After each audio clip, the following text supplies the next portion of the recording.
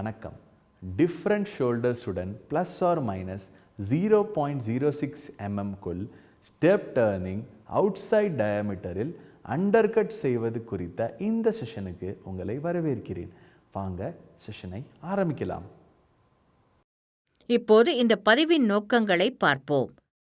இந்த பதிவின் முடிவில் நீங்கள் பின்வருவனவற்றை செய்ய முடியும். வெவ்வேறு தோள்பட்டை திருப்புதல் செயல்பாடுகளை செய்யவும், சதுர தோள்பட்டையின் சதுரத்தன்மையை சரிபார்க்கவும், சாய்ந்த தோள்பட்டை அறையை அளவிடவும், நிரம்பிய தோள்பட்டையின் ஆரத்தை அளவீட்டைக் கொண்டு சரிபார்க்கவும், வெட்டுத் தோள்பட்டையின் ஆழத்தை சரிபார்க்கவும். இந்த பயிற்சியை செய்ய தேவையான கருவிகள்: steel rule, outside calipers, chuck key, facing tool, turning tool, parting tool, chamfering tool, lubrication oil with can, radius gauge. Step turning என்பது குறைந்தது 2 வெவ்வேறு விட்டம் கொண்ட உருளை வடிவ தண்டுகளை இயந்திரமயமாக்கும் செயல்முறையாகும். சிங்கிள் பாயிண்ட் கட்டிங் கருவியை பயன்படுத்தி பொருட்களை அகற்றுவதன் மூலம் சிறிய விட்டம் உருவாக்கப்படுகிறது. இதனால் விட்டம் மாறும் இடத்தில் ஒரு படி மாற்றம் இருக்கும். ஸ்டெப் டர்னிங் ஆபரேஷனை செய்யும் போது பல்வேறு வகையான தோள்களை இயந்திரமாக்க முடியும். அவை: 1 square shoulder, beveled or angular shoulder, filleted shoulder, undercut shoulder. வெவ்வேறு தோள்களை திருப்புவதற்கான படிவரிசையை இப்போது கற்றுக்கொள்வோம். வெளிப்புற காலிபர்கள் மற்றும் எஃகு விதியை பயன்படுத்தி மாதிரியின் பரிமாணங்களை சரிபார்க்கவும். வேலையை 4 ஜாக்களில் பிடித்துக் கொள்ளுங்கள். பணியிடத்தின் ஒரு முனையில் எதிர்கொள்ளும் செயல்பாட்டை செய்யவும்.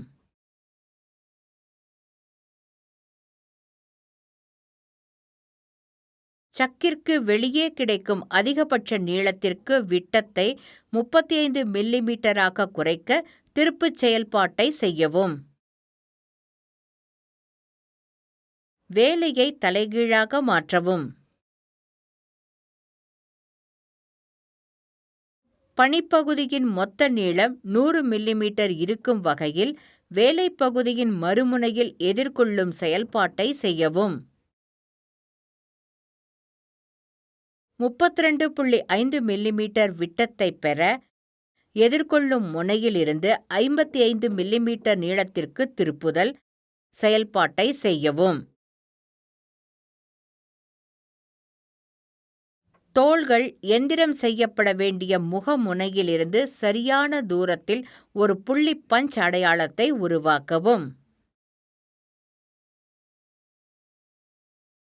ஒரு நிரப்பப்பட்ட தோள்பட்டைக்கான தளவமைப்பு போது ஆரம் வெட்டப்படுவதற்கு கொடுப்பனவு செய்யுங்கள்.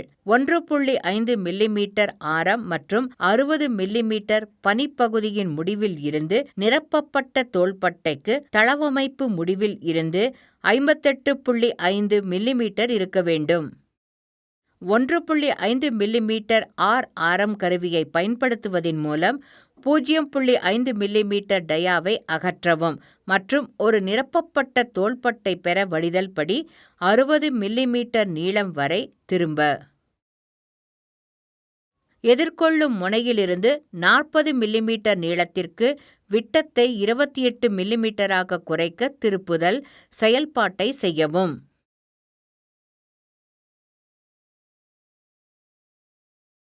ஸ்கெட்சின் படி 45 டிகிரிக்கு 2 மில்லிமீட்டர் வளைந்த தோள்பட்டை பெற சேம்பரிங் ஆபரேஷன் செய்யவும்.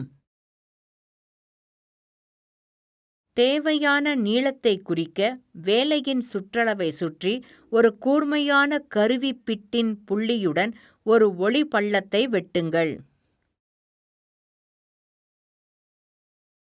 எதிர்கொள்ளும் முனையிலிருந்து 15 மில்லிமீட்டர் நீளத்திற்கு விட்டத்தை 26 மில்லிமீட்டராக குறைக்க திருப்புதல் செயல்பாட்டை செய்யவும். பக்கக்கத்தி கருவியை பயன்படுத்துவதன் மூலம் ஸ்கெட்சின் படி ஒரு சதுர தோள்பட்டையை பெறுங்கள். இப்போது அண்டர்கட் திருப்புவதற்கான வரிசையை கற்றுக்கொள்ளுவோம். டூல் போஸ்டில் அண்டர்கட்டிங் டூலை மைய உயரத்தை சரிசெய்ய அமைக்கவும். தோள்பட்டை இயந்திரம் செய்யப்பட வேண்டிய முகமுனையிலிருந்து 70 மற்றும் 75 மில்லிமீட்டர் புள்ளியில் ஒரு புள்ளியை உருவாக்கவும். தோள்பட்டையின் அடிப்பகுதிக்கு முடிந்தவரை சிறிய விட்டத்தில் சுண்ணக்கட்டி அல்லது தளவமைப்பு சாயத்தை பயன்படுத்துங்கள். முகத்தில் உள்ள சுண்ணாம்பு அல்லது லேஅவுட் சாயத்தை அகற்றும் வரை டூல்பிட்டின் புள்ளியை உள்ளே கொண்டு வந்து மேல் ஸ்லைடு பட்டை காலரை 0 அமைக்கவும்.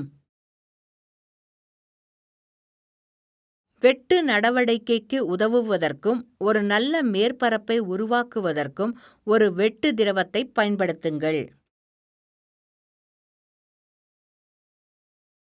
குறுக்கு ஸ்லைடு கைப்பிடியை எதிரெதிர் திசையில் திருப்புவதன் மூலம் வெட்டுக்கருவியை திரும்பப் பெறவும்.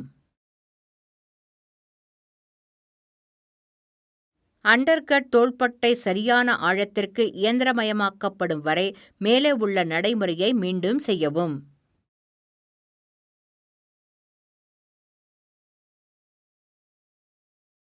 செய்ய வேண்டியவை செய்யக்கூடாதவை.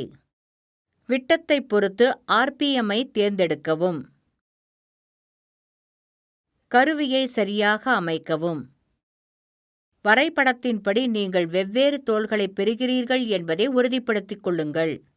எஃகு விதியை பயன்படுத்தி படிகளை சரிபார்க்கவும். போதுமான குளிரூட்டியை பயன்படுத்தவும். கூர்மையான மூலைகளை அகற்றவும். அனைத்து பரிமாணங்களையும் சரிபார்க்கவும். மறுபரிசீலனை செய்ய பின்வருவனவற்றை செய்ய நாங்கள் கற்றுக்கொண்டோம். வெவ்வேறு தோள்பட்டை திருப்புதல் செயல்பாடுகளை செய்யவும். சதுர தோள்பட்டையின் சதுரத்தன்மையை சரிபார்க்கவும். சாய்ந்த தோள்பட்டை அறையை அளவிடவும். நிரம்பிய தோள்பட்டையின் ஆரத்தை அளவீட்டை கொண்டு சரிபார்க்கவும்.